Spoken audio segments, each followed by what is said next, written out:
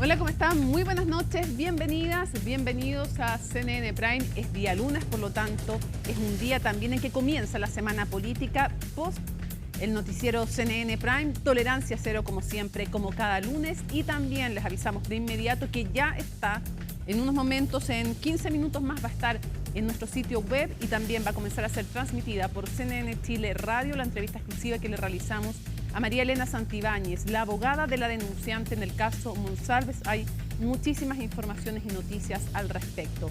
En esta jornada llena de noticias, entonces, vamos con los titulares. Mis conversaciones con el presidente son privadas. El jefe de asesores de la presidencia, Miguel Crispi, encendió la polémica con su respuesta ante la comisión investigadora del caso Monsalve. Su intervención fue criticada no solo por la oposición, sino también por el Partido Comunista. Desde el Ejecutivo salieron a defender el carácter supuestamente privado de los diálogos entre el jefe de Estado y sus asesores. El timonel del Senado se abrió a corregir la ley corta de ISAPRES luego que se conocieran las devoluciones que van a hacer las aseguradoras a los afiliados afectados por la tabla de factores. El ministro de Hacienda, Mario Marcel, atribuyó la molestia a las expectativas que se generaron y llamó a ser realistas ante las implicaciones que tienen los proyectos que se tramitan en el Congreso. Hacienda bajó su proyección de crecimiento para este año y lo ubicó en 2,4%, esto luego de la publicación del IMASEC de octubre, que se expandió 2,3% tras la decepcionante cifra lograda en septiembre. Los servicios y el comercio fueron dos áreas que apuntalaron la actividad económica en este 10º mes de 2024. Invitado hoy el ministro Marcel a tolerancia cero. Y en temas internacionales, la Casa Blanca defendió el indulto que le concedió Joe Biden a su hijo. La vocera intentó explicar el cambio de opinión del mandatario y aseguró que no fue una decisión fácil. Agregó que Joe Biden cree en el sistema judicial, pero que su hijo fue perseguido políticamente. Todo esto y mucho más, aquí comienza CNN Prime.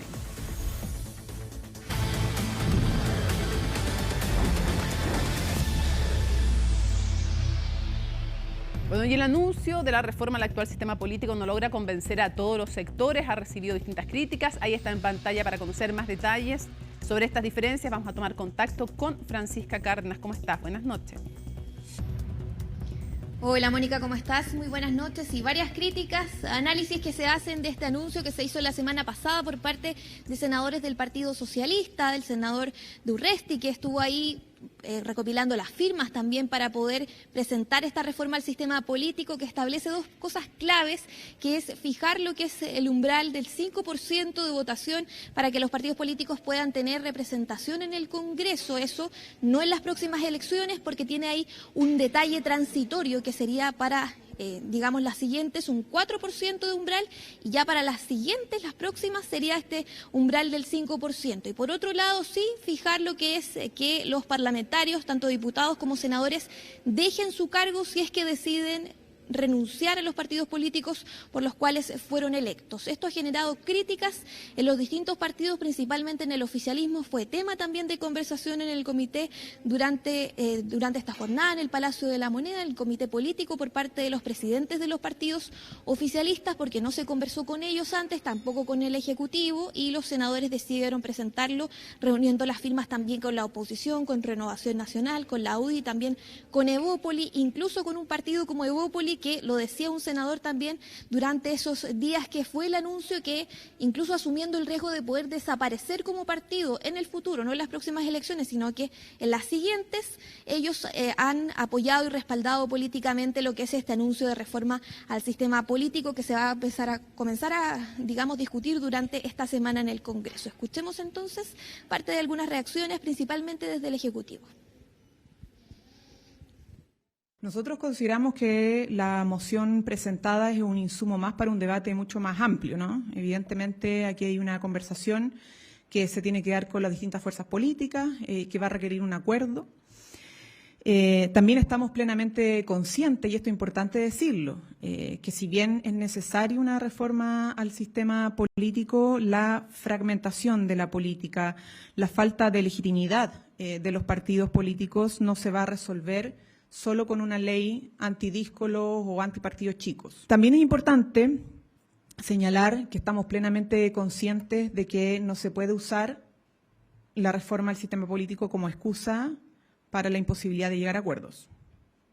O sea, la ciudadanía necesita acuerdos hoy. Y por lo tanto, ojo con los que puedan señalar que para lograr mejores acuerdos, más acuerdos, hoy día necesitamos una reforma del sistema político. Claro, una reforma, como te decía Mónica, que se va a comenzar a discutir por parte de los senadores durante esta semana, a tratar de conversar también con los diputados. De hecho, lo veíamos, harta molestia por parte de los diputados principalmente, que acusaban de que no se les informó sobre el anuncio de esto, no se conversó con ellos, tampoco con los, representantes y los diputados independientes, que serían, según ellos, los más perjudicados en caso de que, por ejemplo, se fije lo que es el cese del cargo a quienes decidan renunciar a sus partidos políticos. Lo hemos visto en las últimas semanas, que ha habido incluso renuncias de algunos partidos, por ejemplo, del diputado Jaime Naranjo, que es un diputado que ha estado 33 años en el Partido Socialista, renunció por diferencias con la senadora Paulina Bodanovich. Lo hemos visto también en ejemplos como lo que sucedió con el PDG, que se quedó sin representación parlamentaria en el Congreso porque todos los parlamentarios que representaban ese partido en el Congreso terminaron renunciando. Esos son los ejemplos que dan algunos parlamentarios para terminar con la fragmentación, el turismo político, el turismo electoral que decían algunos senadores y que presentaron esta reforma y esta propuesta, digamos, que todavía es un insumo según el Ejecutivo y que se tiene que trabajar y también discutir entre los diversos partidos políticos y también los parlamentarios. Escuchemos entonces también algunos senadores que respaldan esta propuesta. Yo creo que Chile tiene un régimen presidencial que requiere grandes mayorías para tener gobernabilidad. Yo creo que la estabilidad democrática requiere partidos fuertes y bien organizados. Quienes se oponen al cambio del régimen político son los partidos chicos que viven de la extorsión, sí, de la extorsión a los gobiernos de turno y a los conglomerados políticos para obtener pequeñas cuotas de poder para negociar cargos. No esperaba esto, esperaba más bien críticas en términos positivos, de poder contribuir con mejores ideas para justamente superar la condición actual que tenemos de fragmentación que impide acuerdos, que por lo tanto impide que la política solucione los problemas que tiene el país, porque un ciudadano es elegido por un partido, se enoja, se va, forma otro partido, y a qué hora le da cuenta de aquellos electores que lo fueron y lo votaron. Situaciones que tenemos que corregir, por lo tanto, allí hay un efecto negativo sobre la confianza en la democracia y la confianza en quienes somos parlamentarios. Se trata, por lo tanto, de entender que tenemos que avanzar hacia una reforma constitucional porque Chile lo requiere. No lo requiere mi partido ni el partido de otro parlamentario, lo requiere Chile. Claro, hay que decir, Mónica, eso sí, que esta propuesta de reforma al sistema político en su punto 4 tiene una disposición transitoria que es que excepcionalmente y solo para la elección parlamentaria del año 2025 podrán tener representación parlamentaria los partidos políticos que hayan obtenido al menos el 4% de los votos válidamente emitidos a nivel nacional o tener escaños suficientes para sumar como mínimo 4 parlamentarios en el Congreso Nacional entre los eventualmente electos en dicha elección parlamentaria y los senadores en ejercicio que hubieran sido electos también por dichos partidos políticos. Y ya desde, digamos, las otras elecciones es que se haría efectivo lo que es el umbral del 5%. Eso es lo que han intentado aclarar también los senadores, que dicen que esta disposición transitoria también, sería una protección a los partidos que estaban diciendo durante estos días que podrían desaparecer si es que se aprueba o se llega a aprobar una propuesta así tal y como está y como la han anunciado también por parte de los senadores. Pero también han hablado de esto los presidentes de los partidos oficialistas, lo vimos durante el fin de semana también, al presidente del Partido Comunista, Lautaro Carmona, que decía que él está de acuerdo, por ejemplo, con la idea de que los parlamentarios que renuncien a sus partidos pierdan su escaño, digamos, el cupo en el Congreso Nacional, pero que la idea, que es el otro punto clave de esta propuesta, del umbral del 5% para él es meter la mano a las urnas. Escuchemos entonces parte también de algunas reacciones de algunos representantes de los partidos oficialistas. Mira, nosotros lamentamos que senadores del oficialismo, en conjunto a representantes de la derecha, de la oposición, presenten un proyecto toda vez que existía un trabajo previo por parte de los partidos del oficialismo y no se tomaron los insumos de ese trabajo. por otro lado se genera una propuesta que no se condice con las necesidades ni con las propuestas que se han trabajado dentro del oficialismo, que significa profundizar la democracia. Esta propuesta lo que hace es restringir la democracia. Claro, hay que ver entonces de qué manera se va a conversar, cómo se van a aterrizar, dicen algunos, estas ideas, esta propuesta de reforma al sistema político. Ya lo vamos a ver mañana en el Senado, porque así lo vimos también la semana pasada, que hubo bastante movimiento entre los senadores y también los diputados que cruzaron de un lado a otro para poder conversar y negociar sobre esta propuesta que obtuvo las firmas de distintos sectores políticos. Así que nos vamos a quedar atentos a eso, Mónica, que no va a ser una discusión fácil, teniendo en cuenta también las distintas ideas que hay con respecto a esta propuesta que también se presentó en los procesos constitucionales. Muchos intereses en juego, y eso que es una reforma bien acotada, algunos incluso lo han llegado a calificar de reformita, pero imagínate si una reformita cuesta pasarla, lo que sería una más profunda. Muchísimas gracias, Francisca, seguimos muy atentos a esa discusión en el Congreso. Nos vemos. Bueno, y la Superintendencia de Educación Superior inició un proceso sancionatorio contra la Universidad de los Andes tras el suicidio de Catalina Callasaya, que era la estudiante, recordemos, de terapia ocupacional de esa casa de estudios. Tras 8 meses de investigación, la resolución del organismo señala que la estudiante, comillas, enfrentó situaciones de hostigamiento y maltrato por parte de la docente de práctica y kinesióloga del lugar. Además, el documento señala que la investigación interna de la universidad estableció sanciones a las académicas Paola Mangi, Valeria Zamora y Javiera Kurt, ya que considera que la ausencia de respuesta a las peticiones de Catalina y sus compañeras fueron una forma de maltrato. La superintendencia ordenó iniciar un proceso administrativo sancionatorio contra la Universidad de los Andes, que va a estar a cargo de un funcionario del organismo que va a formular justamente los cargos correspondientes. Me parece adecuado que el sistema funcione, ¿no? Que el proceso de investigación derive en sanciones, que esas sanciones impliquen también que las instituciones de educación superior cambien sus protocolos, aborden de una forma distinta este tipo de problemática. Todos tenemos que hacernos cargo de abordar las problemáticas de salud mental y tener protocolos claros para actuar. Acá hay que determinar, por un lado, si habían protocolos y si no se cumplieron esos protocolos internos, además del no cumplimiento de la normativa educacional superior vigente, y para eso tenemos la superintendencia que ya ha hecho una primera opinión al respecto. Bueno, la actividad económica creció 2,3% en octubre, de acuerdo a lo informado por el Banco Central. Sin embargo, el nulo crecimiento en septiembre obligó al Ministerio de Hacienda a ajustar a la baja su proyección de PIB para este año, pasando de 2,6 a 2,4%, una cifra que para los especialistas sigue siendo optimista. Pilar Gutiérrez nos informa. Mejor que el dato de septiembre, pero sigue siendo bajo. Así calificaron los economistas el dato de IMASEC de octubre, que anotó un alza de 2,3%. La cifra está dentro de lo que proyectaba el mercado, pero en la parte inferior. Con este dato, Hacienda ajustó a la baja su proyección de crecimiento para el año, que pasó de 2,6 a 2,4%. Eso muestra que la economía sigue creciendo, que septiembre fue más bien un paréntesis.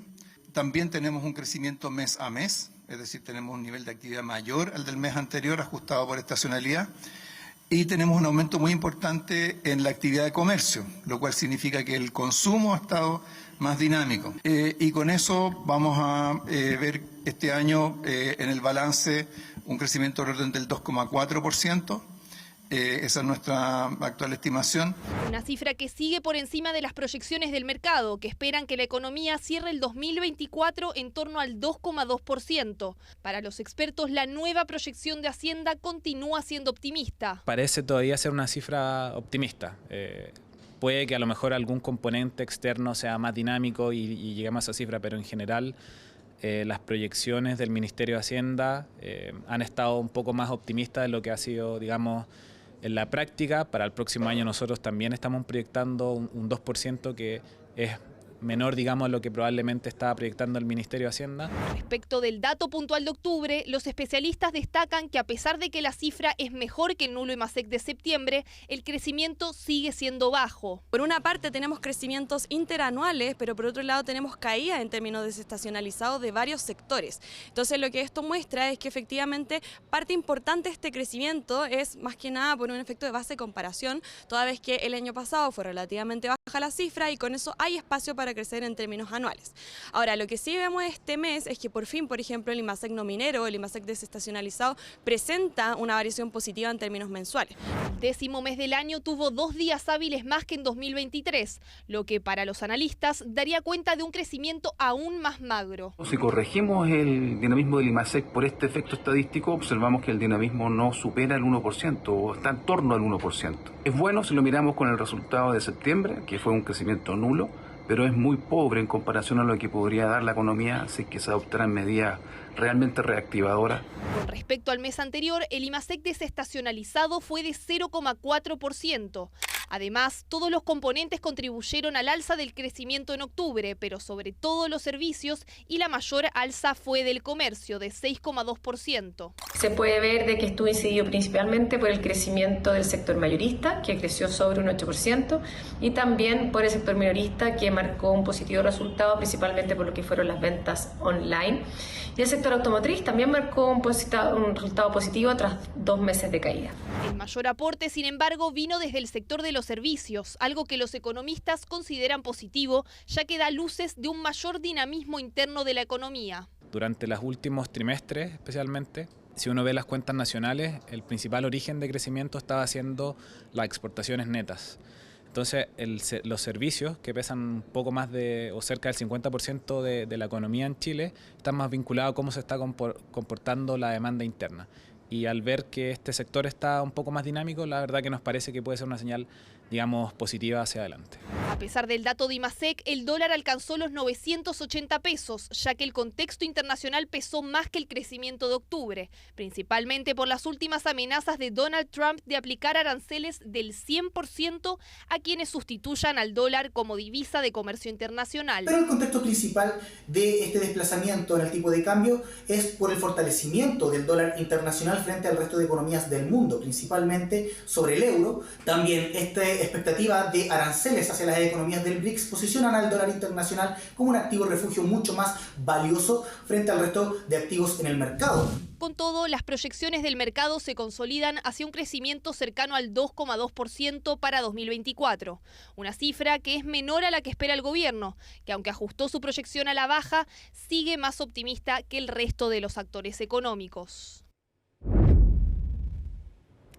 Comillas, las conversaciones con el presidente son privadas. Así respondió el jefe de asesores, Miguel Crispi, ante las reiteradas consultas sobre si recomendó o no la renuncia inmediata, más bien el despido inmediato de Manuel Monsalve. En la comisión investigadora, donde también asistió el jefe de gabinete del mandatario, hubo molestia por las escuetas declaraciones de los asesores, como nos cuenta Estefanía Bustamante. Mi posición es ir directo al grano, por tanto, si así lo estima, encantado de poder responder a sus preguntas, presidente. Aún con toda la disposición, no fue una. Esa evaluación es parte de las conversaciones propias de la presidencia. Sino que varias veces. ¿Por qué no puede responder la pregunta que yo le hago? Diputada, las conversaciones con el presidente, eso lo sabe muy bien el presidente, son privadas. Como le he señalado, las conversaciones con el presidente son privadas. Si va a venir para acá, que responda. Las que el jefe del segundo piso, Miguel Crispi, dejó insatisfechos a varios en la comisión investigadora del caso Monsalve, resguardándose bajo el criterio de que las conversaciones con el presidente son privadas. Evitó contestar si recomendó o no la renuncia inmediata del ex subsecretario. ¿Usted le indicó al presidente que no citara a los ministros para informarles de la denuncia? La misma respuesta. ¿Usted le manifestó la gravedad de la denuncia, la necesidad de convocar al gabinete de ministros, entre ellos a la ministra Orellana y la ministra Vallejos? La misma respuesta. ¿Usted asesoró o no al presidente?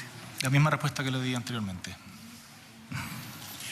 Bien. La misma respuesta entregó varias veces el asesor presidencial, que exasperó a la oposición tras contestar en su mayoría con antecedentes ya entregados por la ministra del Interior en la sesión pasada. Pero en esta, lo conciso de Crispi provocó más de una tensión. Señor Crispi, por su intermedio, presidente, ante esta situación, ¿a quién le consultó usted algún consejo legal?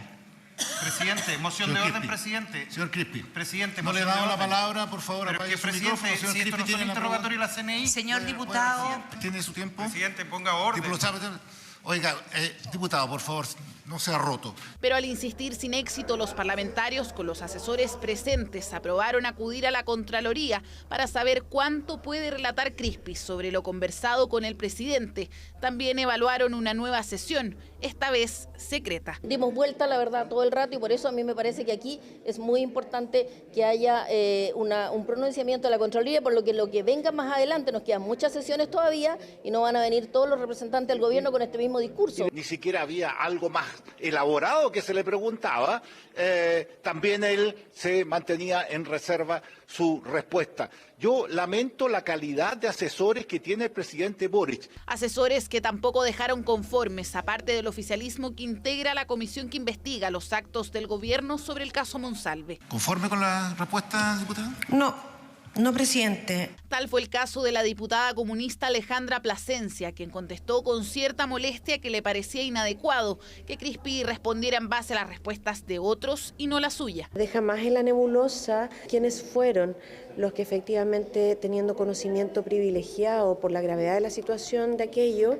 y teniendo la confianza máxima del presidente de la República, finalmente hoy día no dan cuenta de sus propios actos. Lamentablemente solo obtuvimos evasivas estas preguntas que solamente bastaba decir sí o no, no fueron respondidas bajo la excusa de estar revelando comunicaciones privadas con el presidente, que de ninguna manera fue por lo menos el ánimo de mis preguntas. Preguntas donde ambos asesores respondieron que se enteraron de la denuncia contra Monsalve el 15 de octubre, mismo día donde se les instruyó buscar nombres para reemplazar al entonces subsecretario ante su inminente salida, según les comunicó el presidente Boric. La evaluación que se hizo en ese momento fue que era necesario recabar antecedentes respecto a esta denuncia, era necesario conocer de la denunciante y víctima.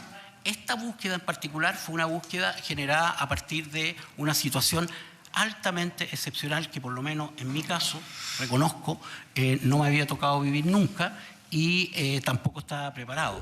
Situación altamente excepcional, donde se tomó la decisión de no consultar a otros equipos o ministerios y manejarlo con la extrema reserva que hoy es cuestionada desde la comisión que no descarta citar nuevamente a Miguel Crispi. Bueno, y justamente ahí la ven en pantalla, la abogada de la denunciante del ex subsecretario Manuel Monsalve afirma que lo más doloroso para ella, para la denunciante, fue la reacción de un gobierno que se declaraba feminista. Tú esperas que el lugar donde trabajas te respalde. Y cuando le preguntamos derechamente cómo había tomado que esto ocurriera en un gobierno que se declaraba feminista, dijo que eso era lo peor de todo. Escuchemos parte de lo que nos dijo María Elena Santibáñez. Una reacción así de un gobierno que se califica como feminista. Bueno, yo creo que eso es lo más doloroso de todo. Y para cerrar, por un lado, ¿por qué es lo más doloroso de todo? Y segundo, algo que se discutió mucho en estos días, pero nunca te lo han preguntado a ti, que eres la que tiene realmente contacto con la denunciante. O sea, la que la ve destruida, la que la ve después que se va reconstruyendo. ¿Por qué eso es lo más doloroso? ¿Por qué que ocurra en un gobierno que se califica de feminista es lo más doloroso? Pero además, pensando en ella, pensando en futuras denunciantes y pensando también en el país, en la institucionalidad, en la confianza, sería bueno que se le pidiera, porque una cosa son los mea culpa, sería bueno que se le pidiera disculpa a la denunciante y al país de parte del presidente de la República o de su gobierno. La presidenta del Partido Socialista dijo que sería bueno o sería bien visto por la ciudadanía. Yo quiero saber cómo lo viviría ella y cómo crees que lo vería la ciudadanía, porque a ti te ha tocado hartos casos de esto. No es la primera vez que trabajas un tema, sino estás entrando en este tema. Sí, yo creo que como que una situación así me parece, porque lo veo además en la calle, Mónica, la gente que me habla o gente que me escribe, ¿sí? Es como una afrenta a todas las mujeres, esa es la verdad, ¿sí? Porque en el fondo, sobre todo que ves una situación tan diametralmente desigual, ¿sí? Y una funcionaria, es que uno se olvida de eso, te fijas, pero ella era funcionaria del gobierno, no era una persona de afuera. Y entonces tú esperas que en el lugar donde trabaje, ni siquiera estamos hablando del gobierno, ¿cierto? Pero en una universidad donde fuere, lo primero que haga la institución es respaldar, no necesariamente significa te creo, digamos, a rajatabla, pero acercarse, darle protección, ¿sí? Y no al contrario, ¿cierto? No respaldar como a la persona que ejecutó los delitos, ¿sí? Porque es cierto que existe la presunción de inocencia, pero tampoco nos olvidemos de que hay una víctima y probablemente esa víctima está en una situación bastante más supeditada a lo que era el Por eso, subsecretario. tendría sentido, sería bien visto por ella, sería reparador, es la palabra que ocupan los expertos en la materia o psicólogos muchas veces. Sería reparador para ella y sería bueno para el país que el gobierno pidiera disculpas, te lo pregunto directamente. Sí, yo no se lo he preguntado, tal vez tú? sí, pero lo que sí te quiero decir una cosa que es importante y es lo que como que más noble en este caso, y es que ella es simpatizante del Partido Socialista, ¿sí? Y lo que más me ha pedido la familia, que tiene que ver con cuidar al gobierno, es lo más paradojal de todo, ¿te fijas?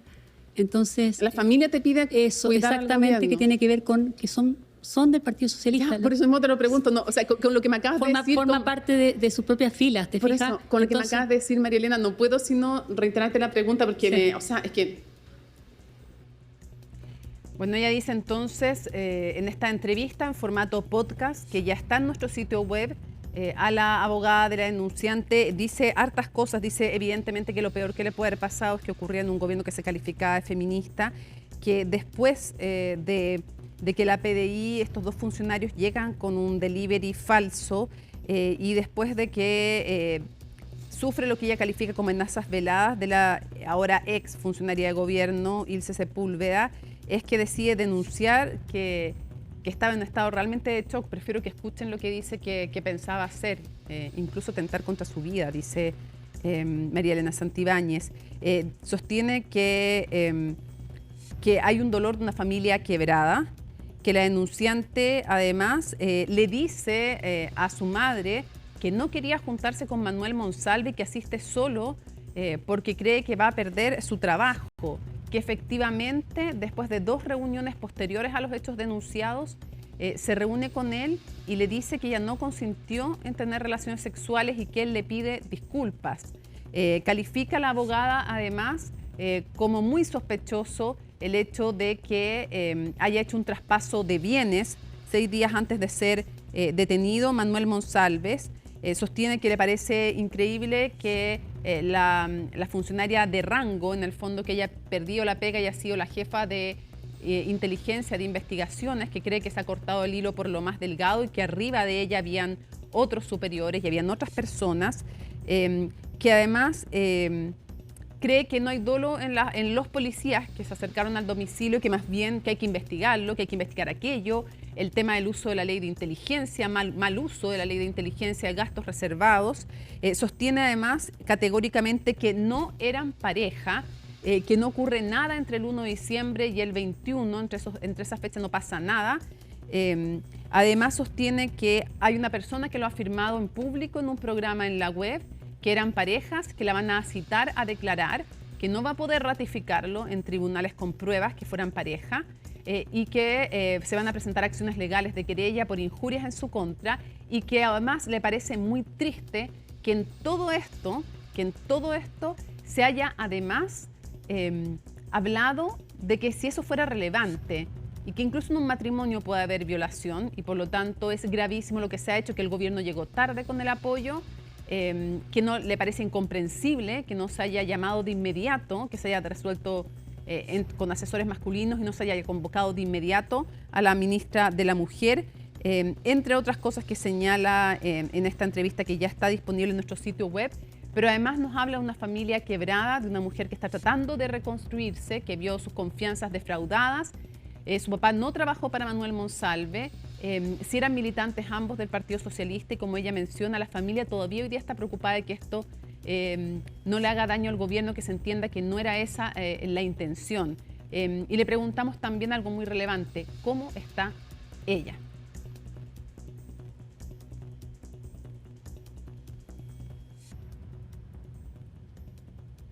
de lo mal que está, digamos, pero está un poco mejor, sigue con tratamiento psicológico y psiquiátrico. Le bajaron un poco una de las dosis de que tenía pastillas, pero hay días que evidentemente no está bien, o sea, no está estable, digamos. Está en manos, en todo caso, de un especialista en trauma, que yo creo que es el mejor que hay en Chile, y de una psicóloga también especialista en estos delitos. Así que por eso nos tiene bastante tranquilo al equipo de que está en muy buenas manos. ¿Tú la ves mejor hoy día que cuando la conociste? Sí, no, de todas maneras. O sea, bastante mejor. Incluso yo te digo que físicamente, la primera vez que la vi fue bien impactante verla versus lo que está hoy día. O sea, hoy día le puedo ver, de hecho, la cara. Antes ni siquiera le podía ver la cara. ¿Por qué no...? Por la forma, siempre estaba con lentes, la forma en que miraba, porque se notaba que estaba muy choqueada, muy medicada además. Yo creo que ahora se nota que está un poco mejor, gracias a Dios. Ahora, tú misma has contado, y es evidente por otros casos de los que hemos sabido, que aquí la familia es fundamental. Y es una familia en que el padre también de la denunciante decidió hablar públicamente, y yo imagino que emocionalmente... pero también en lo cotidiano, esto tiene consecuencias también para la familia, y creo que es importante hablar de esto porque un tema es el caso al cual yo te lo voy a preguntar judicial, pero también hay consecuencias que son importantes dimensionarlas porque hay un tema cultural importante también que hemos visto en estos días. ¿Qué consecuencias ha tenido para esta familia la denuncia? Bueno, yo te diría como literalmente se les detuvo la vida a todos, al padre, la madre, el hermano. Ellos se turnan para estar con ella, a veces están los tres, a veces se turnan de que viaja uno porque tiene que volver a estar en su ciudad natal, pero evidentemente que la vida pasó a ser una cosa completamente distinta. Efectivamente, el padre en su desesperación dio una entrevista que generó además algún ruido porque no me habían avisado, pero tenía que ver precisamente yo te diría por la desesperación y también un poco por la desconfianza que puede tener una familia al enfrentarse con una persona tan poderosa en esa época, ¿cierto? En relación a si va a responder o no el sistema de justicia penal o no. Y hasta ahora, gracias a Dios, lo ha hecho. Claro, sigamos. Importante también destacar que la abogada María Elena Santibáñez, en esta entrevista que realizamos en formato podcast para CNN Chile Radio, que ustedes ya pueden revisar, está saliendo al aire en CNN Chile Radio, también la pueden revisar en nuestro sitio web. Ella señala algo también bien importante, dice que el gobierno no tenía solamente una denuncia, tenía una denuncia grave en contra de un funcionario de alto rango que era jefe de las policías, y lo más grave que le parece a la abogada denunciante de Monsalve es que es lo siguiente, es que dice esa denuncia, aparte de ser por un delito extremadamente grave y aparte de afectar a quien es jefe de las policías que lo iban a investigar, tendría como respaldo el hecho de que el gobierno sabía el martes en la noche que había una orden judicial emanada desde un juez, o sea, avisada por un juez, pedida por la Fiscalía, por el fiscal Armendáriz, para incautar un teléfono y para realizar diligencias, y que ese hecho es lo que le daba plausibilidad a una denuncia, le daba peso, no era una mera denuncia, dice la abogada María Elena Santibáñez, y que eso debió ser suficiente para que se le sacara en ese mismo momento de su cargo a Manuel Monsalve,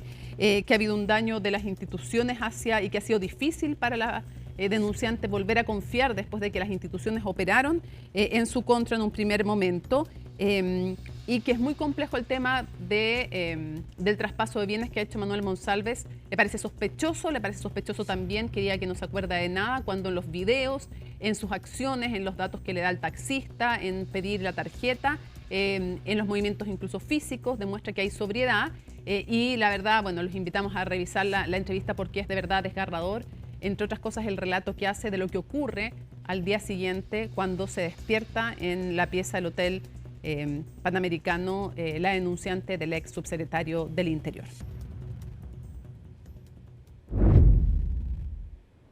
Bueno, ya el presidente Gabriel Boric firmó el proyecto que contiene la propuesta de reparación para la deuda histórica de los profesores y profesoras del país. La iniciativa, que busca beneficiar a más de 57.000 docentes y propone el pago de 4,5 millones de pesos para cada uno. Colomba Eichholz nos cuenta.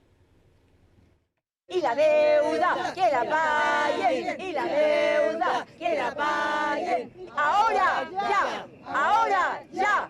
Ese grito lo decimos tantas veces. Claro que vamos a tener que cambiar la letra de las canciones ahora.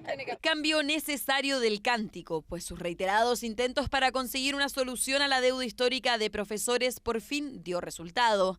Fue el presidente Gabriel Boric quien en plena plaza de la Constitución firmó el proyecto de ley que busca reparar parte del reajuste salarial que miles de docentes no pudieron recibir cuando la dictadura traspasó la administración de los colegios desde el Estado a las municipalidades. En 2022 iniciamos un camino conjunto con el Colegio de Profesores y Profesoras para abordar y resolver con voluntad política de manera definitiva un proceso que sabemos ha sido doloroso para miles de profesores y profesoras. Y el poder hoy día estarles cumpliendo a todos esos profesores es de verdad un tremendo orgullo. Y ese encuentro se produjo con voluntad política. La misma que hoy esperan desde el Ejecutivo puedan tener los parlamentarios para tramitar esta propuesta, que eventualmente podría beneficiar a 57.560 profesores vivos y que estén en el proceso de pago. Reparación que se fijó en 4.500.000 pesos luego de que el monto se sometiera a una consulta online donde participaron más de 27.000 docentes,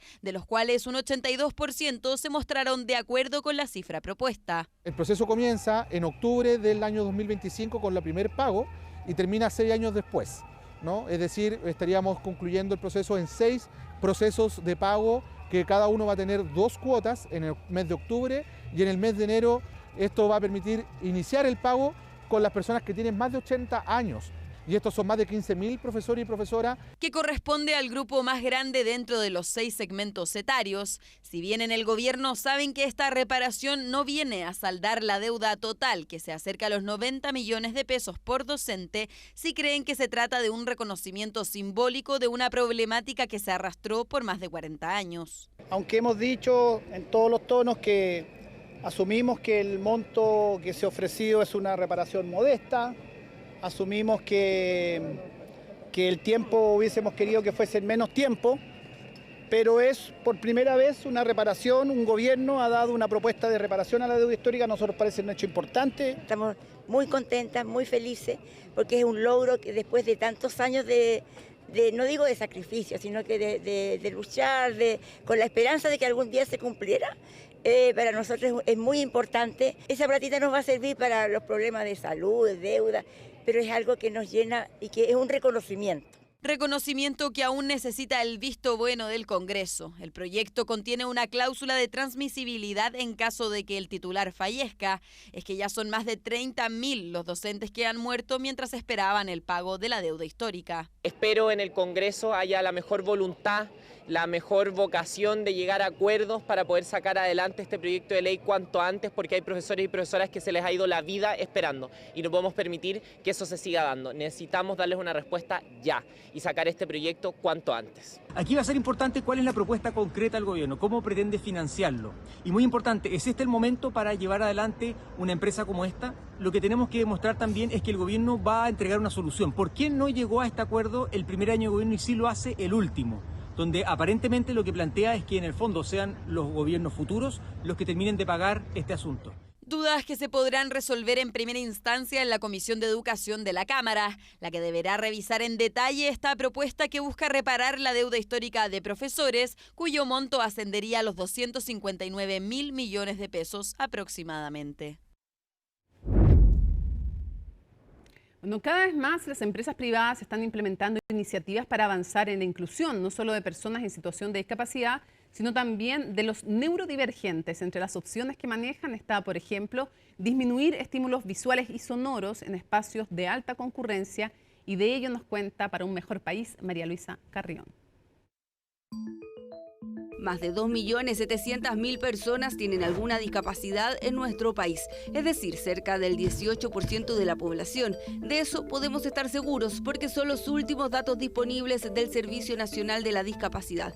Pero ¿sabemos cuántos son neurodivergentes? Se cree que la prevalencia es del 2%, pero no hay certeza de aquello, es decir, no tenemos información a la mano. Yo creo que la empatía y aprender un poco más desde chico, que todos nacimos con dificultades, no todos somos iguales. Lo que tenemos que es tener como más confianza como personas y ser un poquito más pasivos, más educados.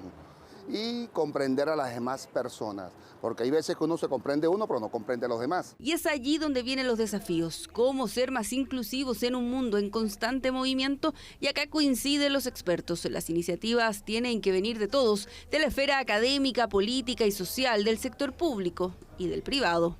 Estos módulos los diseñamos para que sean espacios de trabajo en paz, tranquilidad, para que puedan tener un espacio más tranquilo donde trabajar o simplemente un espacio de descanso. ¿Podemos entrar a uno? A ver. Claro.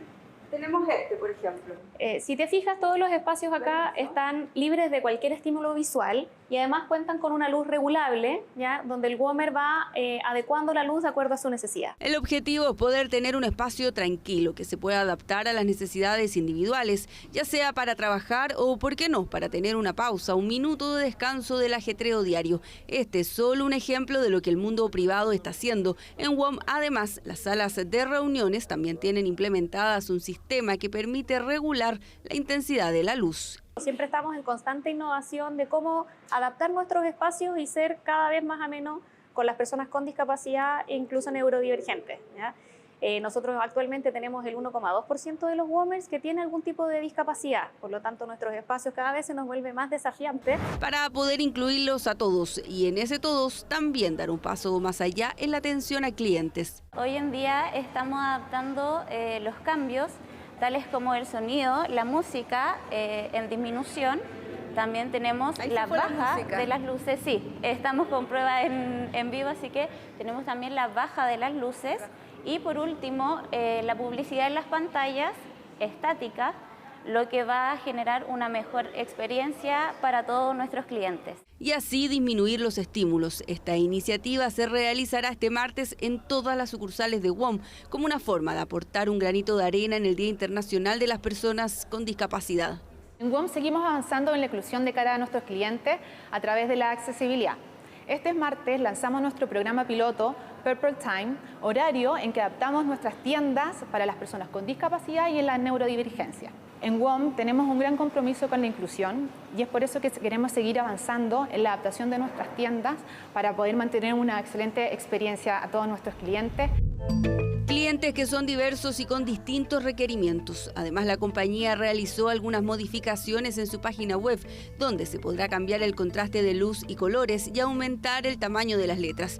Pequeños pasos para hacer de este mundo un lugar más amable en el que todos tengamos un espacio. A pesar de sus constantes negativas, el presidente de Estados Unidos indultó a su hijo Hunter Biden. Por primera vez, un mandatario concedió un indulto oficial a un hijo, quien se enfrentaba hasta 17 años de prisión por posesión ilegal de armas de fuego y otros 23 por delitos fiscales. Guido Camo nos cuenta.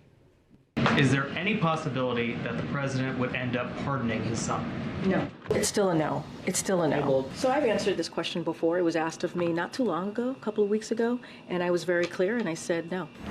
Ni una, ni dos, ni tres, sino que en al menos 6 ocasiones la portavoz de la Casa Blanca negó la posibilidad de un indulto al hijo del presidente Joe Biden, quien finalmente lo recibió este domingo. Hunter Biden, quien el pasado 11 de junio se convirtió en el primer hijo de un presidente estadounidense en funciones en ser condenado por un delito, enfrentaba cargos federales por posesión ilegal de armas de fuego y delitos fiscales.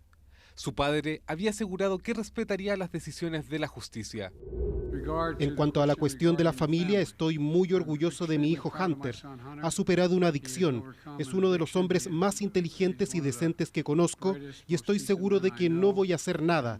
He dicho que acataré la decisión del jurado, lo haré y no lo perdonaré. Hunter Biden se declaró culpable de 9 cargos tributarios, incluidos 3 graves, por no pagar $1,4 millones en impuestos entre 2016 y 2019, además de intentar justificar como gastos comerciales pagos personales, como servicios de prostitutas, una suscripción a un sitio web pornográfico y la universidad de su hija. Asimismo, en junio fue condenado por adquirir ilegalmente un arma de fuego en 2018 mientras era consumidor reconocido de drogas. El indulto que Joe Biden le otorgó a su hijo, con toda probabilidad y casi con total certeza, evitó que Hunter Biden tuviera que ir a prisión. Sin embargo, Su padre lo salvó de la posibilidad de perder su libertad a tan solo 2 semanas de su audiencia de sentencias que estaba programada para el próximo 16 de diciembre. Nunca sabremos con certeza si Hunter Biden recibió un trato indulgente o más duro debido a su nombre, pero puedo decirles que ciertamente recibió un trato diferente al de una persona común. Como padre, probablemente fue muy difícil no proceder. Ante esto, Donald Trump reaccionó en redes sociales preguntando si este indulto incluye a sus partidarios que irrumpieron de forma ilegal en el Capitolio de Estados Unidos el 6 de enero de 2021. Creo que ayer se equivocó. Creo que tenía razón antes de ayer cuando el presidente indicó que no iba a indultar a su hijo y que confiaba en el Departamento de Justicia, especialmente en el caso que involucraba a su hijo. Un indulto en este punto se usará en contra de los demócratas y estamos presionando para defender al Departamento de Justicia contra la politización, que es ciertamente lo que el presidente Trump planea hacer. Por ahora, el impacto político de este indulto sigue siendo incierto, aunque Joe Biden ha intentado justificar su decisión como un acto personal en defensa de la justicia y su familia. Las repercusiones podrían extenderse más allá del ámbito judicial, afectando su posición dentro del Partido Demócrata y su legado como presidente. Con Donald Trump listo para asumir la presidencia en menos de 2 meses, esta polémica acción promete ser un arma política que sus opositores no dudarán en aprovechar. Termina CNN Prime, pero evidentemente la semana política comienza en CNN Chile con tolerancia cero. El invitado de hoy está listo, aquí lo estamos viendo, el ministro de Hacienda, Mario Marcel, y también el historiador Alfredo Jocelyn Holt, así que no se lo pierdan. Lunes 2 de diciembre, así estuvo nuestro país y el mundo. Somos CNN Chile. Buenas noches.